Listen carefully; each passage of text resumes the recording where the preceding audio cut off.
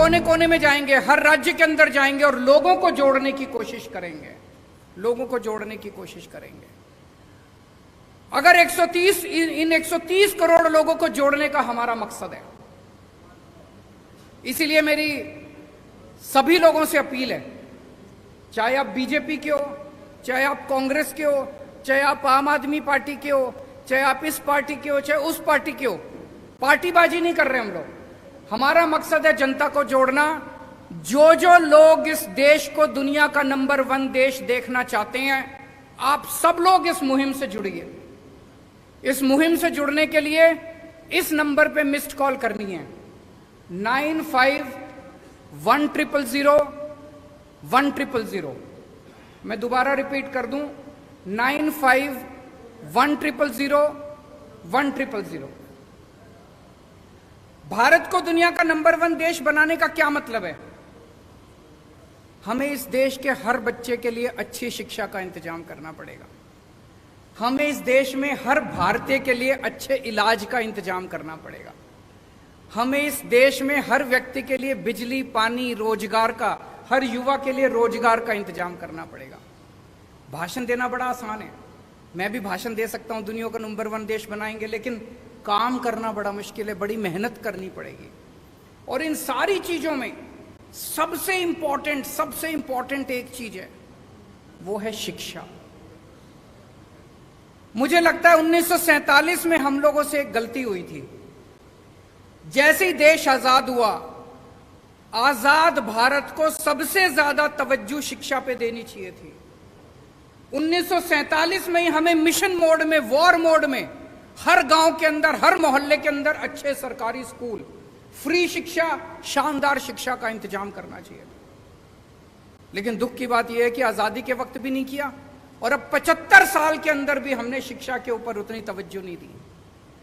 लेकिन अब और इंतजार नहीं कर सकता भारत। अब हमें वॉर मोड में पूरे देश के अंदर अच्छी और फ्री शिक्षा का इंतजाम करना है। मैंने आज ही चिट्ठी लिखी है प्रधानमंत्री जी को। प्रधानमंत्री जी ने अभी 5 सितंबर को ऐलान किया कि 14,500 स्कूलों को केंद्र सरकार पूरे देश में अपग्रेड करेगी। बहुत अच्छी बात है, हम बधाई देते हैं उनको। लेकिन देश में 10 लाख, 10.5 लाख सरकारी स्कूल हैं। अगर 14,500 स्कूलों को किया जाएगा तो 100 साल लग जाएंगे सारे सरकारी स्कूलों को ठीक करने में। अब भारत इंतजार नहीं कर सकता। 130 करोड़ लोग बेचैन हो रहे हैं। मेरा उनसे निवेदन है, मैंने आज ही चिट्ठी लिखी है प्रधानमंत्री जी को, कि सारी राज्य सरकारों को एक साथ लीजिए और वॉर मोड में, मिशन मोड में हम अपने 10 लाख सरकारी स्कूलों को 5 साल के अंदर ठीक करके दिखाएंगे। इसका प्लान बनाते हैं। सारे सरकारी स्कूलों को शानदार बनाएंगे।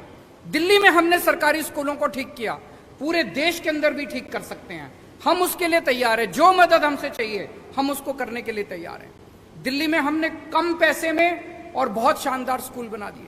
अब पंजाब के अंदर मान साहब सरकारी स्कूलों को ठीक करने में लगे हुए हैं, वहां भी ठीक करेंगे। पूरे देश के अंदर अपने को मिलकर करने हैं।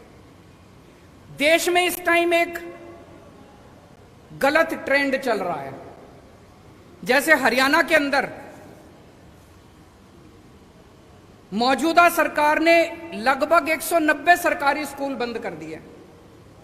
उसके पहले की केंद्र कांग्रेस सरकार ने 500 स्कूल, 700 स्कूल बंद कर दिए। इन दोनों सरकारों ने मिलकर पिछले कई सालों में, पिछले कुछ सालों में। सरकारी स्कूल अगर हम बंद करते जाएंगे तो गरीबों के बच्चे कहां पढ़ेंगे? कहते हैं सरकारी स्कूल में बच्चे कम आते हैं, कम आने लग गए। आपने सरकारी स्कूलों का ऐसा बेड़ा गर्क कर दिया कि गरीब आदमी अब अपने बच्चों को सरकारी स्कूल में नहीं भेजता। वो अपना पेट काट के 2 टाइम की रोटी कम खा लेगा, प्राइवेट स्कूल में भेजना चालू कर दिया। आप सरकारी स्कूलों को बंद करने की बजाय उनको शानदार बना दो, देखो बच्चे आने लग जाएंगे। अमीरों के बच्चे भी आएंगे, दिल्ली में अमीरों के बच्चे भी आ रहे हैं। तो ये सरकारी स्कूलों को बंद करने का जो सिस्टम पूरे देश के अंदर चल रहा है, ये बड़ा डेंजरस है, बहुत डेंजरस है। देश में 27 करोड़ बच्चे रोज स्कूल जाते हैं। इनमें से 18 करोड़ बच्चे सरकारी स्कूलों में जाते हैं। अगर हमने सरकारी स्कूल बंद करने चालू कर दिए, 18 करोड़ गरीब बच्चे कहां जाएंगे? क्या 18 करोड़ बच्चे अनपढ़ रह जाएंगे? अगर 18 करोड़ बच्चे हमारे अनपढ़ रह गए तो देश कैसे तरक्की करेगा?